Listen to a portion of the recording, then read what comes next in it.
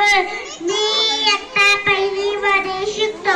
मी आज तुम्हाला माझी आई या विषयी 2 शब्द सांगणार आहे. ते तुम्ही शांतपणे ऐकणार अशी माझी नम्र.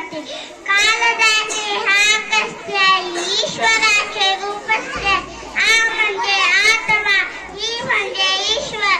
या दोघांचा एक शब्द होता आई. कवी ईश्वरयांनी सांगितले, स्वामी की जगात आई बिना भिकारी, स्वामी की जगात आई बिना भिकारी. कौन सी चीज है जो यहाँ नहीं मिलती, सब कुछ मिल जाता है मगर वहाँ नहीं मिलती.